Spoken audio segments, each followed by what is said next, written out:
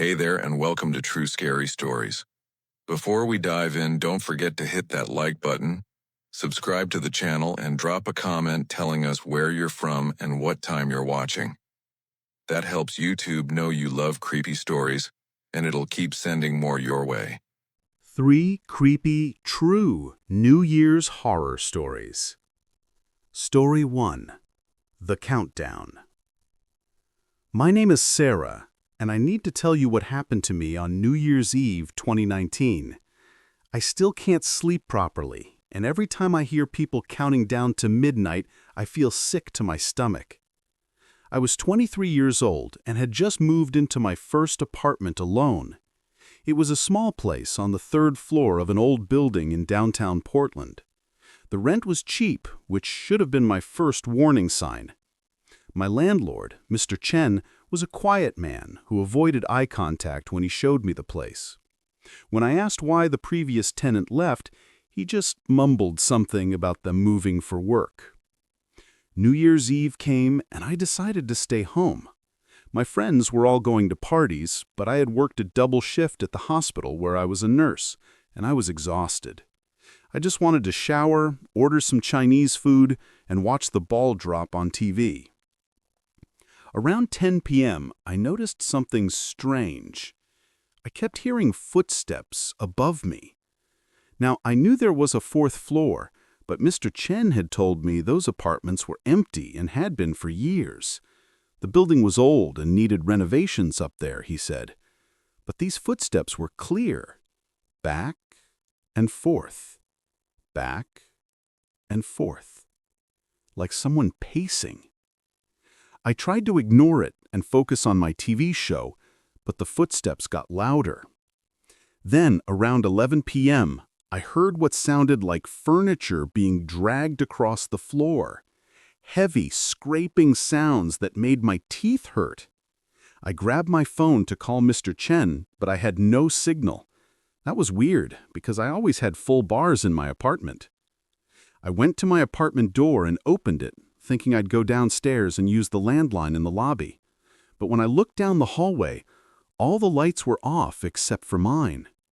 The building should have had emergency lighting, but it was pitch black out there. And it was silent. Completely silent. No sounds from other apartments, no TV noises, nothing. Just that pacing from above. I closed my door and locked it. My heart was racing now. I went to my window to see if I could see anyone outside, maybe flag down help. But when I looked out, the street was empty.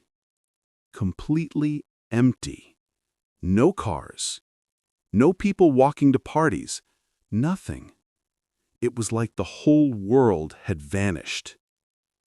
Then I heard it. A voice from upstairs. At first I thought it was singing, but as I listened closer, it was counting. Counting backwards from 100. Slowly. Deliberately. 100. 99. 98. The voice was wrong. It sounded like multiple voices speaking at once, layered on top of each other. Male and female, old and young, all counting together in perfect sync. I ran to my bedroom and hid in the closet with my phone, trying desperately to get a signal. The counting continued, getting louder with each number. It was coming through my ceiling now, like the person was right above me. 50. 49. 48. I started crying. I didn't know what to do.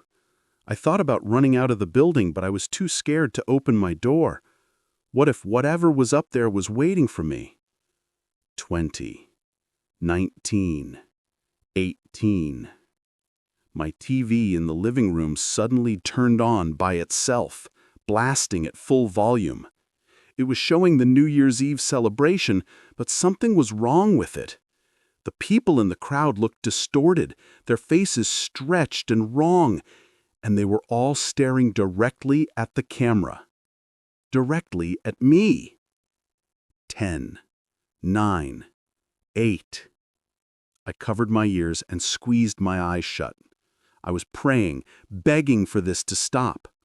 The counting was so loud now it felt like my head would explode. 3, 2, 1. Silence. Complete and total silence. No TV, no counting, no footsteps, nothing. I stayed in that closet for what felt like hours before I finally got the courage to come out. When I did, everything seemed normal. My TV was off, my phone had full signal. It was 12:47 a.m., New Year's Day. I immediately grabbed my keys and ran out of my apartment. The hallway lights were all on. I could hear normal sounds from other apartments, people laughing and celebrating. I ran down to the lobby and found Mr. Chen's emergency contact number. When he answered, I was hysterical, telling him everything. There was a long pause. Then he said something that made my blood run cold.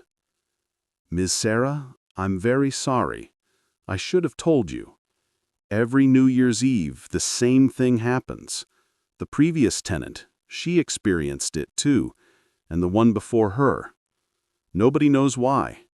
The apartment on the 4th floor, directly above yours, a woman died there in 1987 on New Year's Eve. She was alone, and she had a mental breakdown. The police found her 3 days later. She had been counting backwards from 1,000 over and over, scratching the numbers into her walls with her fingernails. She made it to 0 right at midnight." I moved out the next day. I didn't even pack properly. I just threw things in boxes and left. My friends thought I was crazy, having a breakdown from work stress. But I know what I heard. I know what happened. The worst part? Last New Year's Eve, I was at a party with my boyfriend. At 11:30 p.m., my phone started acting weird.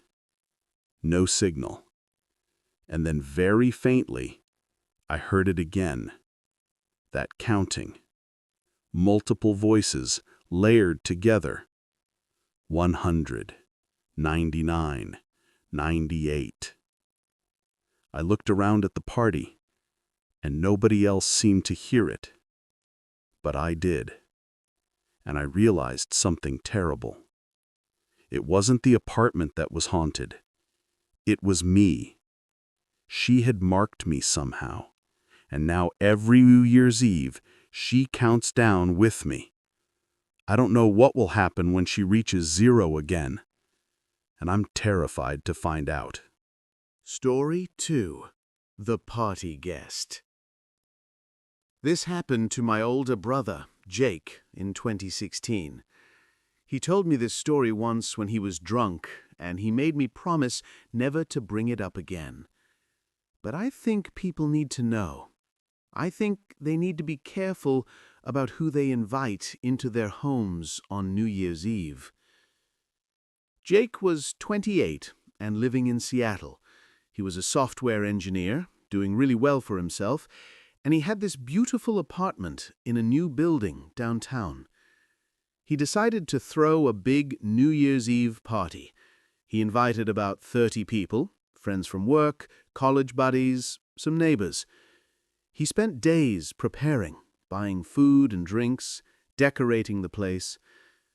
The party started around 9 p.m., and by 10, it was packed. People were having a great time, drinking, dancing, counting down to the new year. Jake was playing host, making sure everyone had drinks, introducing people who didn't know each other.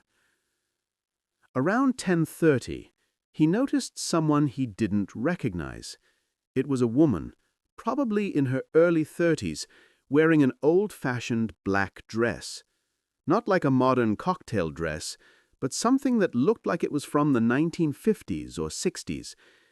She was standing alone in the corner of his living room, not talking to anyone, not drinking, just watching everyone with this slight smile on her face.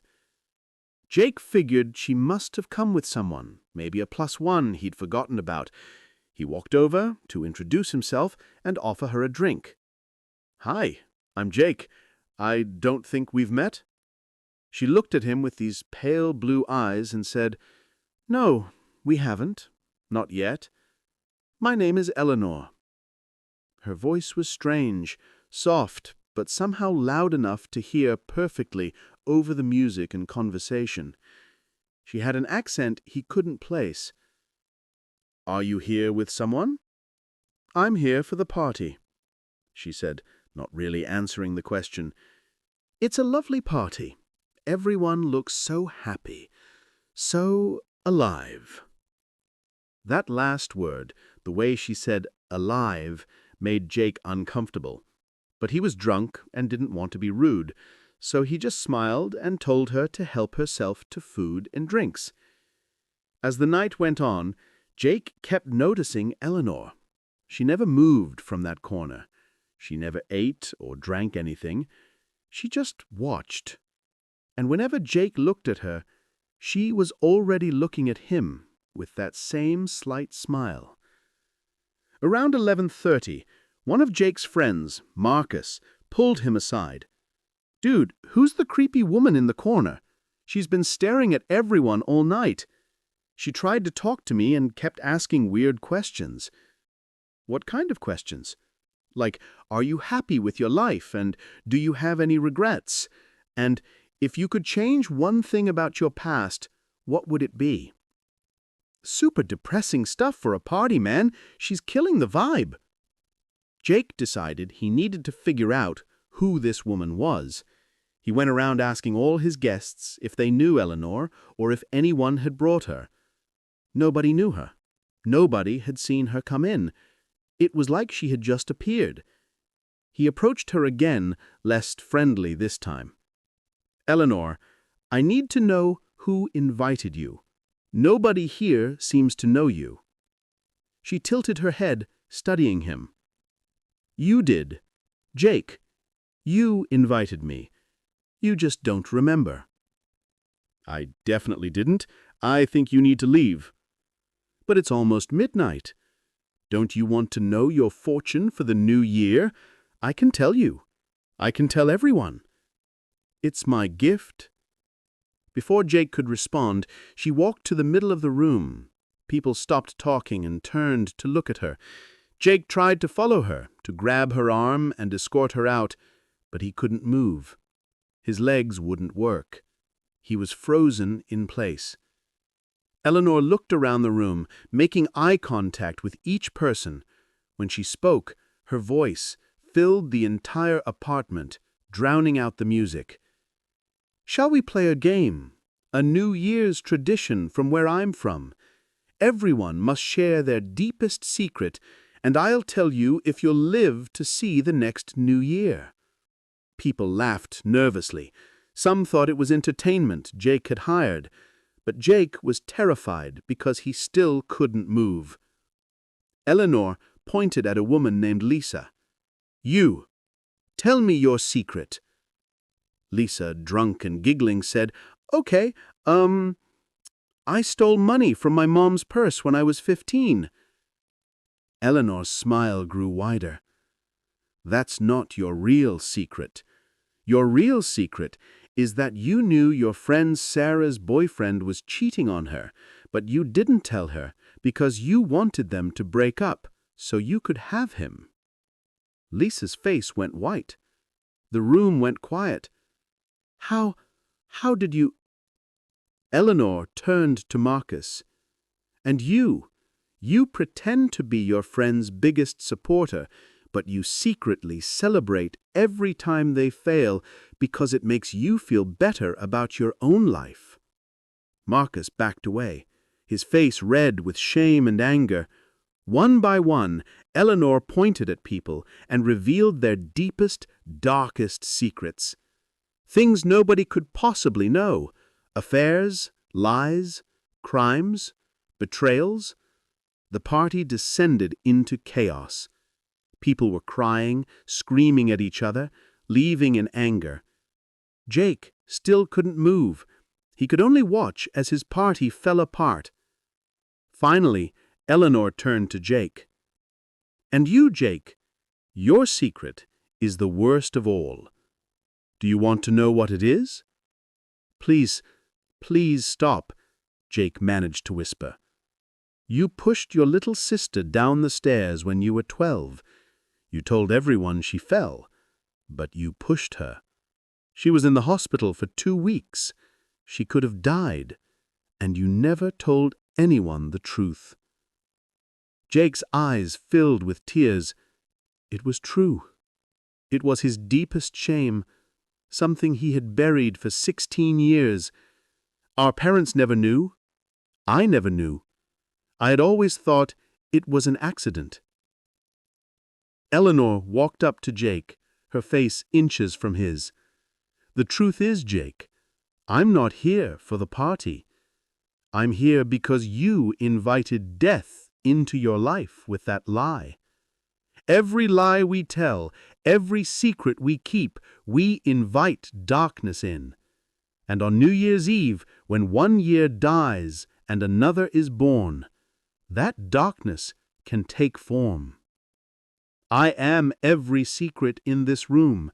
I am every lie. And now, I'm part of all of you." The clock struck midnight, fireworks went off outside, and Eleanor vanished. Just disappeared like she was never there. Jake could suddenly move again. The remaining guests fled. His apartment was destroyed, furniture overturned, drinks spilled everywhere.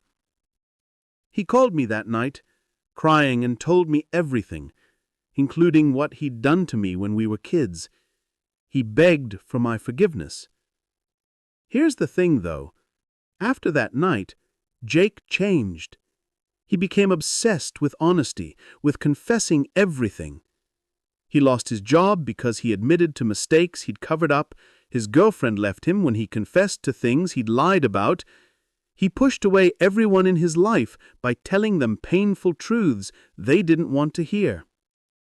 He went to therapy, and the therapist said he was having a breakdown, that the woman at the party was a hallucination brought on by guilt and stress. But I talked to Marcus and 3 other people who were there. They all saw her. They all heard their secrets revealed. Jake lives alone now. He won't celebrate New Year's Eve anymore. He sits in a dark room with no TV, no music, no celebration, because he says if he does, Eleanor will come back, and next time she won't just reveal secrets, she'll collect them. She'll take something from him as payment for the darkness he's carried all these years. I don't talk to Jake much anymore, but every New Year's Eve, at exactly midnight, I get a text from him. It always says the same thing. She's here. She's standing in the corner. She's waiting. And last year, for the first time, at midnight, I looked up from my own New Year's party, and there, in the corner of the room, was a woman in an old-fashioned black dress. She was smiling at me, and I realized with absolute horror that she knew all my secrets too. Story 3. The Resolution. I'm writing this down because I need someone to know what happened. My name is David Martinez, and what I'm about to tell you sounds impossible, but I swear on my life that it's true. 2 years ago, on December 31st, 2022, I made a New Year's resolution that I wish I could take back. But you can't take back a resolution once midnight passes. I learned that the hard way. I was going through a rough time. I'd just gone through a bad divorce, lost my job, and was living in my parents' basement at 35 years old. I felt like a complete failure. All my friends were posting on social media about their perfect lives, their promotions, their happy families, and there I was, rock bottom. On New Year's Eve, I didn't want to go to any parties. I didn't want to see people or pretend to be happy. So I stayed in the basement, alone, with a bottle of whiskey I'd bought specifically for the occasion. I planned to drink until I passed out and slept through the whole New Year, New Me garbage. But as I sat there, getting progressively more drunk, I got angry. Angry at my ex-wife, angry at my old boss, angry at my friends who seemed to have it all figured out, and mostly angry at myself for being such a failure. At 11:55 p.m., I stood up, wobbling, and raised my glass to the empty basement. And I made a resolution, but not a normal one. I made a wish, a demand, a plea to whatever force in the universe might be listening. I said, I resolve that in this new year I will have everything I want. Everything, no matter what it costs. I want my perfect life. I want success. I want wealth. I want happiness. I want it all. And I don't care what I have to do to get it. Looking back, I realize how stupid and dangerous those words were. No matter what it costs. I don't care what I have to do to get it. But I was drunk and broken, and I meant every word. The clock struck midnight. I heard fireworks outside, people cheering in the neighborhood. And then I heard something else. A voice, crystal clear, speaking directly into my ear, even though I was alone. I spun around, nearly falling over, but there was nobody there. I was alone in the basement. I figured I was drunker than I thought, and passed out on the couch. When I woke up on January 1st, I had the worst hangover of my life. But I also had 17 missed calls and dozens of text messages. My phone had been off, but somehow these had gotten through. The messages were from my ex-wife. She was begging me to take her back, saying she'd made a terrible mistake, that she loved me and wanted to try again. That was strange, because she'd been the one to file for divorce and had told me she'd never want to see me again. Then I got a call from a number I didn't recognize. It was a law firm. They informed me that a distant uncle I'd never heard of had died and left me his entire estate, a house in California and $2.3 million. I sat there, staring at my phone, unable to process what was happening. Then I got an email from a tech company I'd applied to 6 months ago. They wanted to offer me a position as a senior developer with a salary 3 times what I'd been making at my old job. Within a week, everything in my life had changed. I moved into my uncle's house. It was beautiful, exactly the kind of place I'd always dreamed of living in. I started my new job and I was immediately good at it, better than I'd ever been at anything. My ex-wife and I got back together, and it was like the problems that had destroyed our marriage never existed. I should have been happy. I should have been grateful. But something felt wrong. Off, like I was watching my life happen to someone else. The first sign that something was seriously wrong came in February. I was at a bar with some coworkers celebrating a successful project.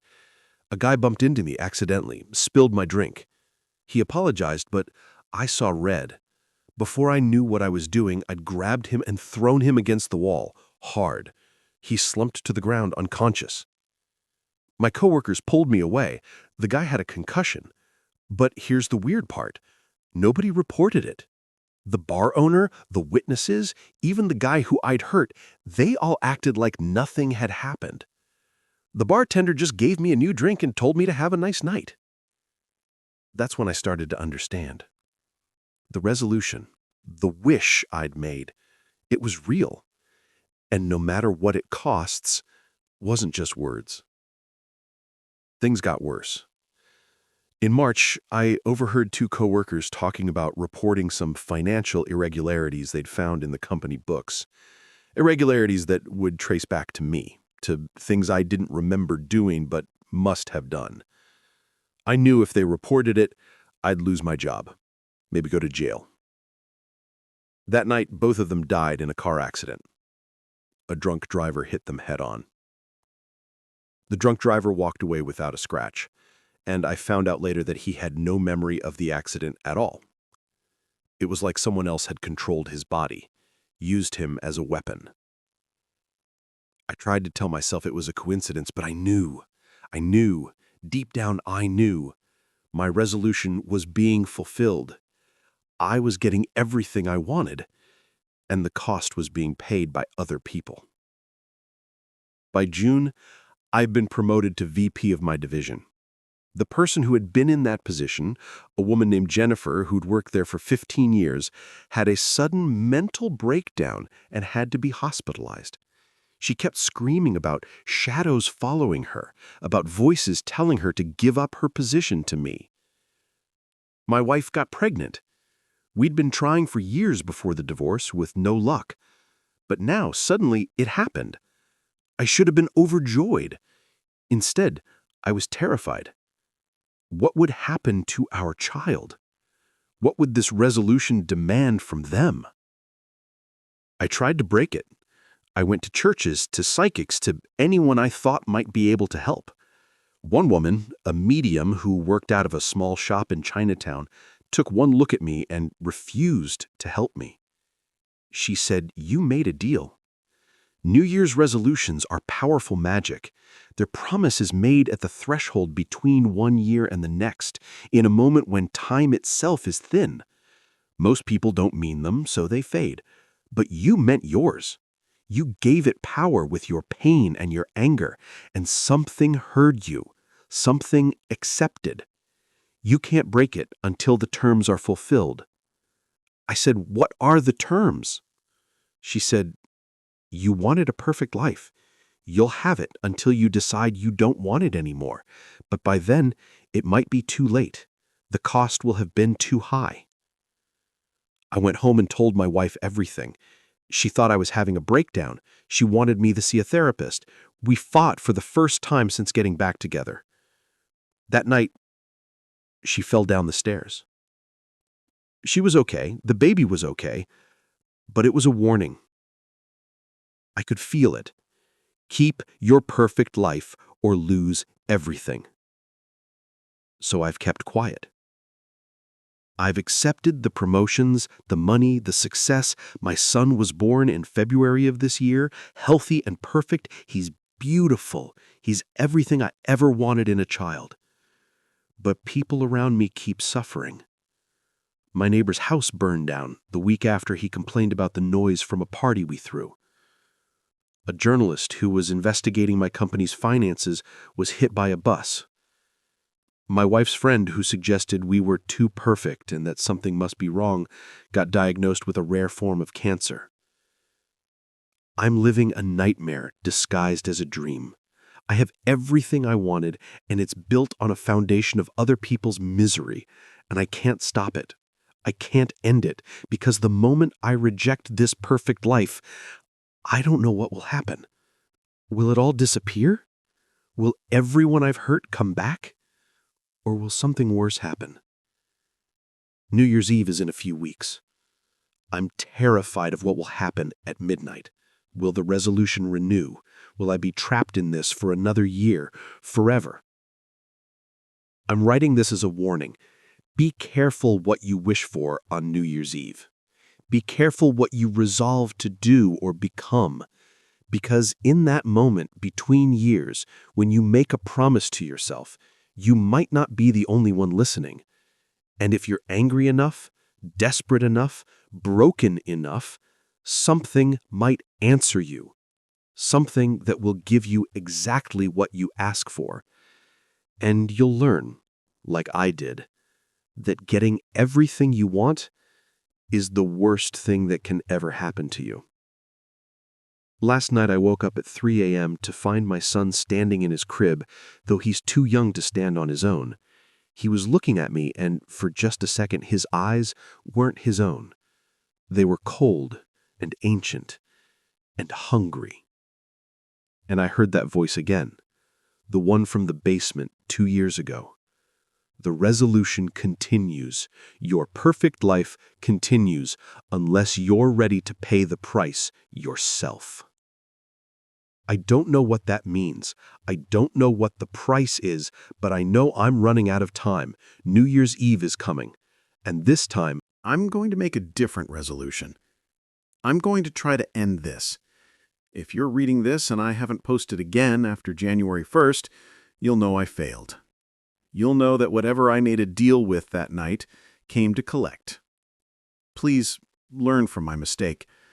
Don't make desperate wishes. Don't make angry resolutions. And if you do, for the love of God, don't say, no matter what it costs. Because something will take you up on that offer. And the cost is always higher than you can imagine.